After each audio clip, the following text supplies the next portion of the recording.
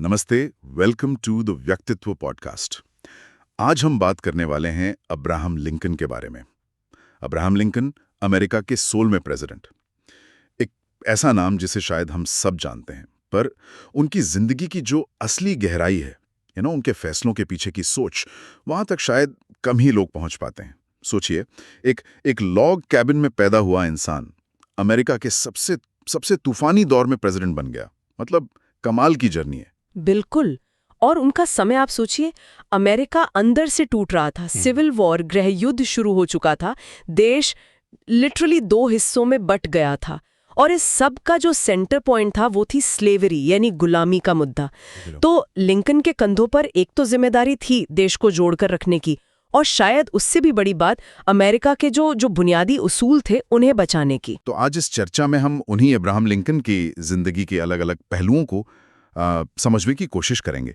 गुलामी पर उनके विचार कैसे बदले, सिविल वॉर के टाइम उन्होंने इतने कंट्रोवर्शियल फैसले कैसे लिए, उनकी वो फेमस गेटिसबर्ग एड्रेस वो इतनी खास क्यों है, और ये टीम ऑफ राइवल्स वाली स्ट्रैटेजी ये क्या थी। चलिए शुरू करते हैं। शुरुआत उनके बचपन से करते हैं। केंटकी में फरवरी 1809 एक लकड़ी के बने छोटे से घर में पैदा हुए। बहुत ही साधारण बैकग्राउंड था उनका। हाँ, और फॉर्मली स्कूल भी शायद 1 साल से कम गए। हाँ, ये सही है। लेकिन उनके अंदर वो जो सीखने की एक आग थी ना, वो गजब की थी। खुद ही पढ़ लिख कर, मतलब सेल्फ टॉट लॉयर बने। हमेशा किताबें कहीं से भी मांगकर पढ़ते रहते थे। उनकी जो सौतेली माँ थी, सारा बुश जॉन्स्टन, उन्होंने भी उन्हें काफी प्रोत्साहित किया। और धीरे धीरे फिर इलिनॉय में एक नेता के रूप में उभरे। पहले विग पार्टी में थे, फिर 1834 में स्टेट लेजिस्लेटर के लिए चुने गए। अच्छा, और कहते हैं कि स्लेवरी से नफरत उनके मन में शुरू से ही थी। उनका एक बहुत मशहूर कोट भी है, अगर गुलामी गलत नहीं है तो कुछ भी गलत नहीं है। मुझे याद नहीं कि मैंने कब ऐसा नहीं सोचा और महसूस किया। हाँ, ये बात उनके अंदर तक बैठी हुई थी। उनके पेरेंट्स भी एक ऐसे बैप्टिस्ट चर्च से जुड़े थे जो स्लेवरी के खिलाफ बोलता था।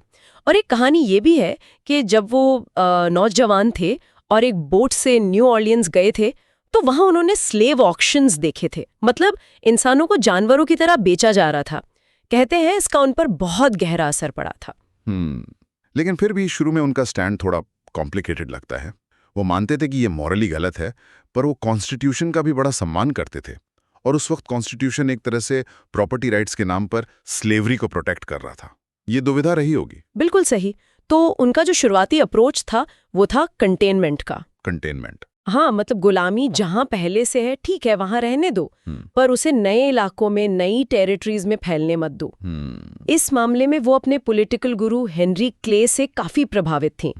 क्ले का भी यही मानना था कि अगर स्लेवरी को सीमित रखा गया तो वो धीरे धीरे अपने आप खत्म हो जाएगी, उसका अल्टीमेट एक्सटिंक्शन हो जाएगा। अच्छा, लिंकन को भी शुरू में यही उम्मीद थी। और क्या इसी वजह से वो शुरू में कॉलोनाइजेशन के आइडिया को भी सपोर्ट करते थे? बिल्कुल। मतलब जो आजाद किए गए स्लेव्स हैं उन्हें अमेरिका से बाहर अफ्रीका में कहीं, जैसे लाइबेरिया, वहां बसाने का विचार। हाँ, क्ले की तरह वो भी शुरू में इसे एक पॉसिबल सोल्यूशन की तरह देखती थी।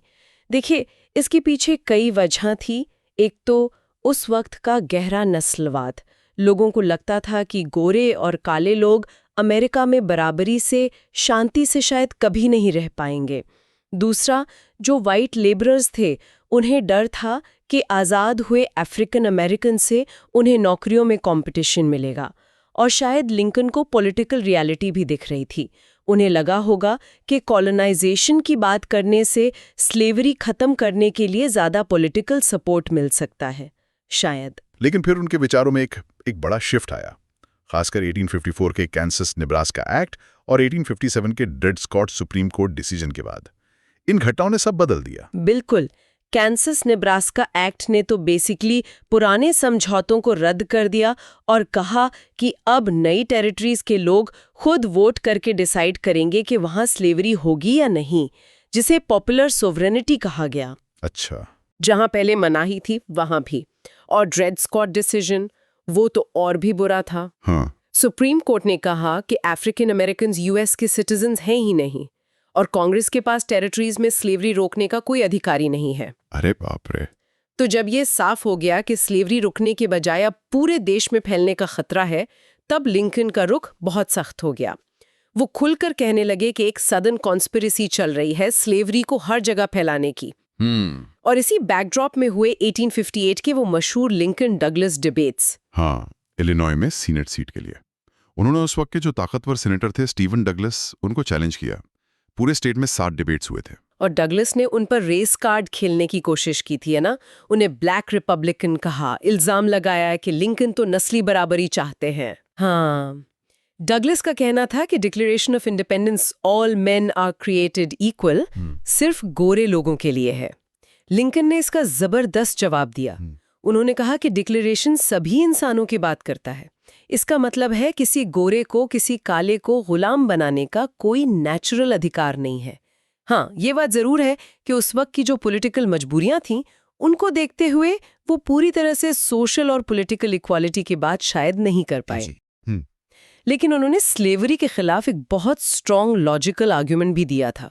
ये उन्होंने 1854 में ही दे दिया था कि अगर रंग गोरा होने से आप काले को गुलाम बना सकते हो, तो जो आपसे ज्यादा गोरा है वो आपको बना सकता है। अगर इंटेलिजेंस के बेसिस पर सुपीरियर इंफीरियर को गुलाम बना सकता है, तो जो आपसे ज्यादा इंटेलिजेंट है वो आपको बना सकता है। अगर सिर्फ अपने फायदे के लिए बना सकते हो, तो जिसका भी फायदा हो वो किसी को भी गुलाम बना सकता है। क्या बात है। ये तर्क तो उनकी सोच की गहराई दिखाता है। मतलब वो इस मुद्दे को सिर्फ मॉरल ही नहीं, लॉजिकल लेवल पर भी तोड़ रहे थे। फिर जून 1858 में उन्होंने वो अपनी फेमस हाउस डिवाइडेड स्पीच दी कि एक घर जो अंदर से बटा हुआ हो वो खड़ा नहीं रह सकता। देश हमेशा के लिए आधा गुलाम और आधा आजाद नहीं रह सकता।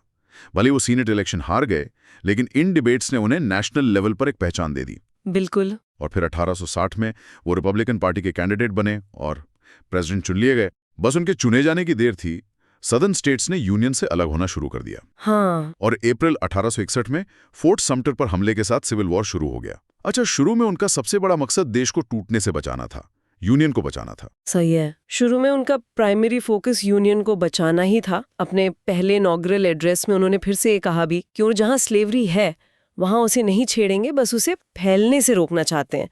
उन्होंने सदर्न स्टेट्स से अपील भी की, हम दुश्मन नहीं दोस्त हैं।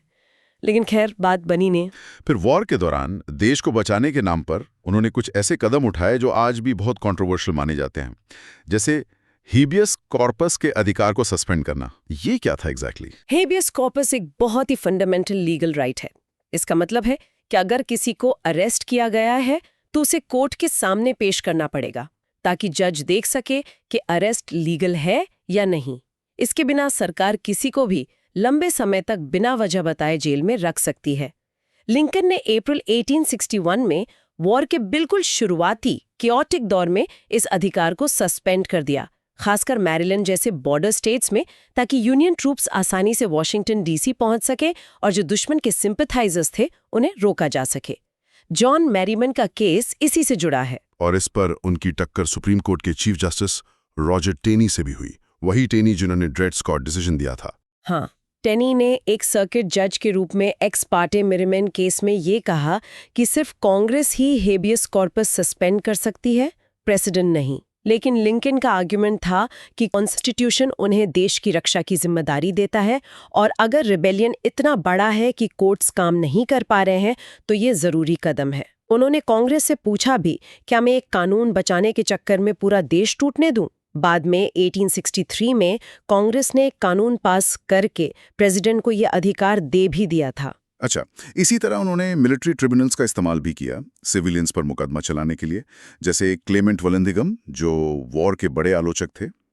हमारे सोर्स मटेरियल में इसकी तुलना आज के पोस्ट 9/11 दौर से भी की गई है, जहां नेशनल सिक्योरिटी और सिविल लिबर्टीज के बीच तनाव देखा गया। हाँ, सोर्स में इस बात का जिक्र है कि कैसे मुश्किल समय में नेशनल सिक्योरिटी और नागरिकों की आज़ादी के बीच ये टेंशन हमेशा रहता है। लिंकन के समय भी था और बाद के प्रेसिडेंट्स बुश, ओबामा, ट्रंप के समय भी ये चीज़ देखी गई है। लेकिन सोर्स ये भी साफ करता है कि ये सिर्फ हिस्टोरिकल पैरेलल्स हैं, हम यहाँ किसी का पक्ष नहीं ले रहे हैं। लिंकन ने खुद माना था कि उन्होंने अपनी पावर्स को एक्सटेंड किया है, लेकिन ये देश की ज़रूरत थी, पब्लिक नेसेसिटी थी।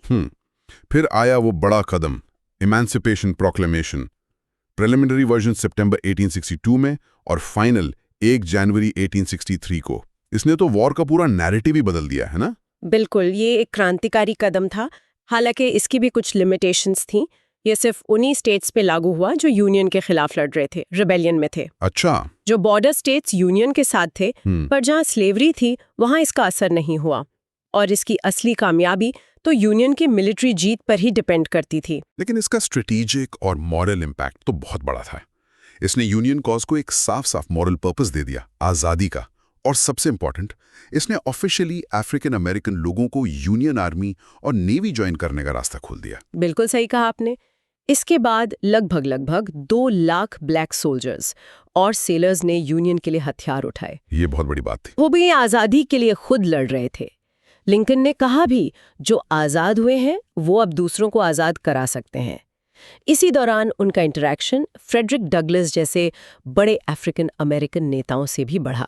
डगलस, जो पहले लिंकन की धीमी रफ्तार के आलोचक थे, उनसे मिलकर काफी प्रभावित हुए और लिंकन ने ऑर्डर नंबर 252 जारी किया, जिसमें कहा गया कि अगर confederate forces black union soldiers के साथ बुरा सलूक करती हैं तो यूनियन भी उनके कैदियों के साथ वैसा ही बदला लेगी। उनका कमिटमेंट साफ दिख रहा था। हाँ। और फिर नवंबर 1863, गेटिसबर्ग की भयंकर लड़ाई के कुछ महीनों बाद वहां नेशनल सिमेट्री के डेडिकेशन पर उन्होंने दी अपनी गेटिसबर्ग एड्रेस, शायद अमेरिकन हिस्ट्री की सबसे यादगार स्पीचेस में से एक। और कमाल की बात ये कि ये बहुत छोटी थी, सिर्फ 271 शब्द, 10 सेंटेंस, शायद 2 मिनट भी नहीं लगे होंगे बोलने में। सच में। हाँ। जबकि उस दिन के जो मेन स्पीकर थे, एडवर्ड एवरेट, वो लगभग 2 घंटे बोले थे। एवरेट ने बाद में लिंकन को लिखा भी कि काश मैं 2 घंटे में उस मौके की बात के इतने करीब पहुंच पाती जितना आप 2 मिनट में पहुंच गए। वाह, तो क्या था इस छोटी सी स्पीच का जादू? क्यों ये इतनी पावरफुल मानी जाती है? शायद इसकी सिंप्लिसिटी, इसकी गहराई और इसका विजन। लिंकन ने शुरुआत की 407 years ago से, यानी 87 साल पहले, सीधा 1776 की बात करते हुए, जब अमेरिका बना था, लिबर्टी के कॉन्सेप्ट पर और इस विचार पर कि सभी इंसान बराबर बनाए गए हैं। फिर उन्होंने कहा कि सिविल वॉर इस बात का टेस्ट है कि क्या ऐसा देश चल भी सकता है या नहीं। उन्होंने वहां शहीद हुए सैनिकों को याद किया और फिर वो अमर लाइंस कहीं कि ये देश ईश्वर के नीचे आज़ादी का एक नया जन्म लेगा और लोगों की सरकार लोगों के द्वारा, लोगों के लिए इस धरती से खत्म नहीं होगी। ये सिर्फ श्रद्धांजलि नहीं थी, ये फ्यूचर का संकल्प था। सुना है इस स्पीच के अलग-अलग वर्जन्स हैं और वो अंडर गॉड वाला हिस्सा कंट्रोवर्शियल है। हाँ, इसकी 5 ओरिजिनल हैंड रिटन कॉपीज मिलती हैं। जो पहली 2 कॉपीज हैं उनमें अंडर गॉड नहीं है, लेकिन जो बाद की 3 कॉपीज हैं उनमें ये फ्रेज है। और उस दिन जिन रिपोर्टर्स ने स्पीच लिखी उनमें से ज्यादातर ने अंडर गॉड के साथ रिपोर्ट किया। तो हिस्टोरियंस मानते हैं कि शायद लिंकन ने बोलते वक्त ये जोड़ा होगा। जो आखिरी कॉपी है, ब्लिस कॉपी, उसी को स्टैंडर्ड माना जाता है। इसकी लेगेसी तो आज भी है। अच्छा, अब उनकी पॉलिटिकल जीनियस की बात करते हैं। वो टीम ऑफ राइवल्स वाली स्ट्रैटेजी, अपने ही पॉलिटिकल दुश्मनों को कैबिनेट में रख लेना, William Seward, Salmon Chase, Edward Bates, ये कैसे किया उन्होंने? ये उनकी पॉलिटिकल समझ का कमाल था। हिस्टोरियन डोरिस कर्न्स गुडविन की किताब का नाम ही यही है। लिंकन ने 1860 में नॉमिनेशन के लिए जिन लोगों से उनका मुकाबला था, उन सभी को अपनी कैबिनेट में इंपॉर्टेंट पोस्ट दी। सेवर्ड बने secretary of state, Chase treasury secretary, Bates attorney general. पर ये तो बड़ा रिस्की था। चेस के बारे में तो कहते हैं वो कैबिनेट में रहते हुए भी 1864 में लिंकन के खिलाफ प्रेसिडेंट बनने की तैयारी कर रहे थे। बिल्कुल, चेज बहुत एम्बिशियस थे और लिंकन को कम समझते थे, लेकिन लिंकन ये जानते थे, उनका मानना था कि देश को इस मुश्किल वक्त में सबसे काबिल लोगों की जरूरत है, भले ही वो उनके राइवल्स क्यों ना हो। उन्होंने चेज को ट्रेजरी में रखा क्योंकि वो फाइनेंस में माहिर थे। जब चेज ने इस्तीफा दिया तो लिंकन ने उनकी काबिलियत देखते हुए उन्हें सुप्रीम कोर्ट का चीफ जस्टिस बना दिया। उन्हें लगा चेज आजाद हुए लोगों के अधिकारों की रक्षा करेंगे। कमाल है। इसी तरह एडविन स्टैंटन, जिन्होंने पहले कभी लिंकन की बेइज्जती की थी, उन्हें सेक्रेटरी ऑफ वॉर बनाया और वो उनके सबसे केपेबल और लॉयल लोगों में से एक निकले। ये लिंकन की अद्भुत क्षमता थी, लोगों को पहचानने की और उन्हें एक कॉमन कॉज के लिए साथ लाने की। इसी पॉलिटिकल स्किल से उन्होंने 13th अमेंडमेंट, जिसने स्लेवरी को पूरी तरह खत्म किया। तो अगर हमें लिंकन के लीडरशिप क्वालिटीज को समराइज करना हो तो वो क्या होंगी? क्या चीजें थी उनमें? कई चीजें हैं। पहली, उनके विश्वास की स्पष्टता और दृढ़ता कि स्लेवरी गलत है, सबको बराबर मौका मिलना चाहिए। दूसरी, सिद्धांतों पर टिके रहना, चाहे कितनी भी आलोचना हो। उन पर कैसे कैसे पर्सनल अटैक हुए, बबून, गोरिल्ला, इलिनॉय का जानवर, क्या कुछ नहीं कहा गया, पर वो अडिग रहे। उनका सेंस ऑफ ह्यूमर भी इसमें काम आता था। जब किसी ने उन्हें टू फेस्ड, दो मुंहा कहा, तो उन्होंने मजाक में कहा, अगर मेरे पास दो चेहरे होते तो क्या मैं ये वाला लगाकर घूम रहा होता। सही है। और क्या गुण थे? तीसरा, उनका कैरेक्टर और इंटेग्रिटी पर जोर। उनकी वो बात बहुत मशहूर है, मैं शासन ऐसे चलाना चाहता हूं कि जब मैं सत्ता छोड़ूं, अगर दुनिया में मेरा कोई दोस्त ना बचे तो कम से कम एक दोस्त मेरे अंदर जिंदा रहे, मेरा अंतरात्मा। वाह। और चौथा, मुश्किल समय में थ्राइव करने की एबिलिटी। जब हालात सबसे खराब होते थे, वो और मजबूती से सामने आते थे। आखिर में उनकी लेगेसी पर बात करते हैं। क्या वो वाकई ग्रेट इमेंसिपेटर थे? ये लेबल कितना सही है, इस पर काफी बहस होती है। हाँ, ये थोड़ा कॉम्प्लेक्स है। जैसा W.E.B. डुबॉइस ने कहा था, वो महान थे, पर उनमें विरोधाभास भी थे। शायद उनका कॉलोनाइजेशन का आइडिया या शुरू में रेशियल इक्वालिटी पर थोड़ी हिचकिचाहट, ये उन्हीं विरोधाभासों का हिस्सा हो। वो शायद सीधे सीधे सिविल राइट्स मूवमेंट के जनक नहीं थे, लेकिन ये भी सच है कि उन्होंने स्लेवरी को खत्म करके उस मूवमेंट का रास्ता खोला। उन्होंने अमेरिका के सबसे बड़े मॉरल संकट का सामना किया, देश को एक रखा और आज़ादी को एक नया मतलब दिया। ये तो मानना पड़ेगा। बराक ओबामा ने भी लिखा था कि वो लिंकन की कमियों को जानते हैं, रेस पर उनके सीमित विचारों को समझते हैं, लेकिन उनके मॉरल करेज की तारीफ करते हैं कि जब फैसले की घड़ी आई तो वो सही चीज के लिए खड़े हुए। और लिंकन की वो शब्द कि अमेरिका दुनिया की last best hope of earth है, शायद आज भी कहीं न कहीं रेलेवेंट रखते हैं। में मैं लिंकन का ही एक और कोट याद दिलाना चाहूंगी। दिसंबर 1862 में जब वॉर बहुत लंबा खिंच रहा था और हालात खराब थे, उन्होंने कांग्रेस से कहा था, शांत अतीत के जो पुराने विचार डॉगमाज हैं, वो आज के तूफानी वर्तमान के लिए काफी नहीं है। ये मौका कठिनाइयों से भरा है और हमें इस मौके के बराबर उठना होगा। क्योंकि हमारा मामला नया है, हमें नई तरह से सोचना होगा और नई तरह से काम करना होगा। हमें खुद को पुराने बंधनों से आज़ाद करना होगा और तभी हम अपने देश को बचा पाएंगे। ये सवाल तो आज भी उतना ही महत्वपूर्ण है।